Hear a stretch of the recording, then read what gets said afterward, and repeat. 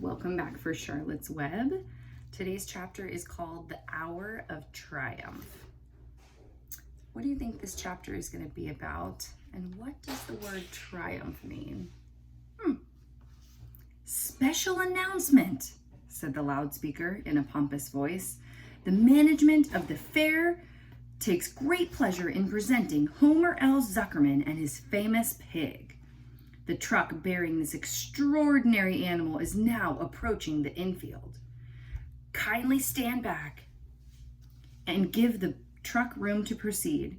In a few moments, the pig will be unloaded in the special judging ring in front of the grandstand where a special award will be made. Will the crowd please make way and let the truck pass? Thank you. Wilbur trembled when he heard this speech. He felt happy but dizzy. If he's trembling, how is he feeling? And then also happy but dizzy. Maybe some double dip feelings there. The truck crept along slowly in low speed. Crowds of people surrounded it, and Mr. Arable had to drive very carefully in order not to run anybody over. At last he managed to reach the judge's stand. Avery jumped out and lowered the tailgate. I'm scared to death, whispered Mrs. Zuckerman. Hundreds of people are looking at us. Cheer up, replied Mrs. Arable. This is fun. Unload your pig, please, said the loudspeaker. All together now, boys, said Mr. Zuckerman. Several men stepped forward from the crowd to help lift the crate. Avery was the busiest helper of all. Tuck your shirt in, Avery, cried Mrs. Zuckerman, and tighten your belt. Your pants are coming down. Can't you see I'm busy? Replied Avery in disgust.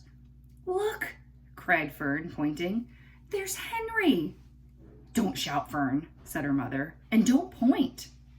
Can I please have some money? Asked Fern. Henry invited me to go on the Ferris wheel again, and I don't think he has any money left. He ran out of money. Mrs. Arable opened her handbag. Here, she said, here is 40 cents. Now don't get lost and be back at our regular meeting place by the pig pen very soon. Fern raced off, ducking and dodging through the crowd in search of Henry. The Zuckerman pig is now being taken from his crate, boomed the voice of the loudspeaker. Stand by for an announcement. What do you think the announcement is going to be? Templeton crouched under the straw at the bottom of the crate. What a lot of nonsense, muttered the rat. What a lot of fuss about nothing. Over in the pig pen, silent and alone, Charlotte rested. Her two front legs embraced the egg sack. Charlotte could hear everything that was said on the loudspeaker. The words gave her courage. This was her hour of triumph. As Wilbur came out of the crate, the crowd clapped and cheered. Mr. Zuckerman took off his cap and bowed. Lurvy put his handkerchief from his pocket and wiped the sweat from the back of his neck. Avery knelt in the dirt by Wilbur's side, busily stroking him and showing him off. Mrs. Zuckerman and Mrs. Arable stood on the running board of the truck. Ladies and gentlemen, said the loudspeaker, we now present Mr. Homer L. Zuckerman's distinguished pig. The fame of this unique animal has spread to the far corners of the earth, attracting many valuable tourists to our great state. Many of you will recall the never-to-be-forgotten day last summer when the writing appeared mysteriously on the spider's web in Mr. Zuckerman's barn, calling the attention of all and sundry to the fact that this pig was completely out of the ordinary. The miracle has never been fully explained, although learned men have visited the Zuckerman pig pen to study and observe the phenomenon.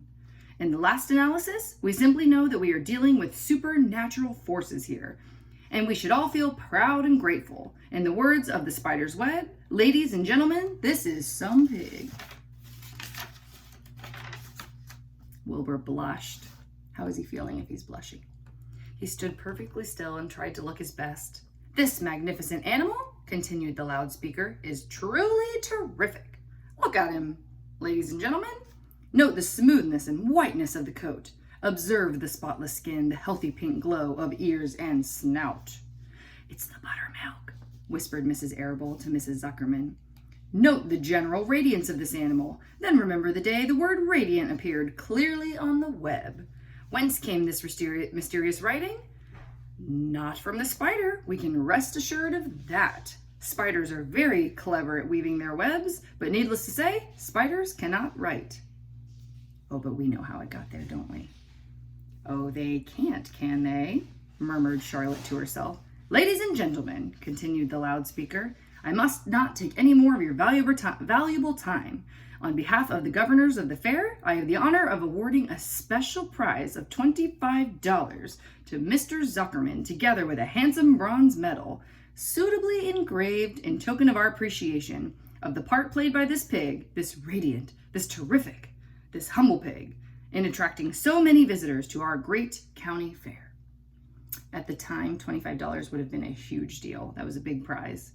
Wilbur had been feeling dizzier and dizzier through this long, complimentary speech. When he heard the crowd begin to cheer and clap again, he suddenly fainted away. His legs collapsed, his mind went blank, and he fell to the ground, unconscious. Oh, geez.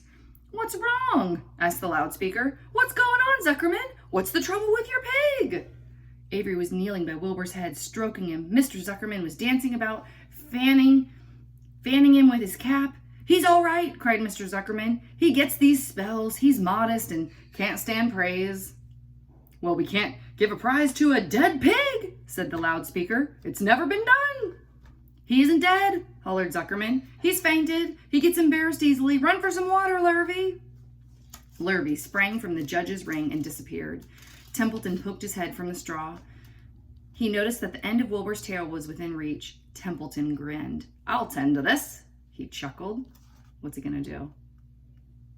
He took Wilbur's tail in his mouth and bit it just as hard as he could bite. The pain revived Wilbur. In a flash, he was back on his feet. Ouch! He screamed. Hooray! Yelled the crowd. He's up! The pig's up! Good work, Zuckerman. That's some pig. Everyone was delighted. Mr. Zuckerman was the most pleased of all. He sighed with relief. Nobody had seen Templeton. The rat had done his work well. And now one of the judges climbed into the ring with the prizes. He handed Mr. Zuckerman 2 $10 bills and a $5 bill. Then he tied the medal around Wilbur's neck. Then he shook hands with Mr. Zuckerman while Wilbur blushed. Avery put out his hand, and the judge shook hands with him, too. The crowd cheered. A photographer took Wilbur's picture. A great feeling of happiness swept over the Zuckermans and the Arables. This was the greatest moment in Mr. Zuckerman's life.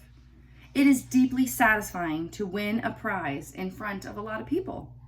Do you agree? Would you like to do that? As Wilbur was being shoved back into the crate, Lurvy came charging through the crowd, carrying a pail of water. He's coming to revive him. Remember, he went to get water? Uh-oh.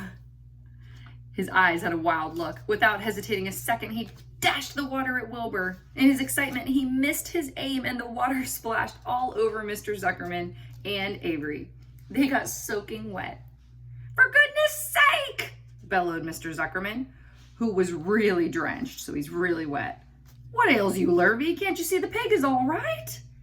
You asked for water, said Lurvy meekly. I didn't ask for a shower bath, said Mr. Zuckerman. The crowd roared with laughter. Finally, Mr. Zuckerman had to laugh too, and of course, Avery was tickled to find himself so wet, and he immediately started to act like a clown. Here's the picture.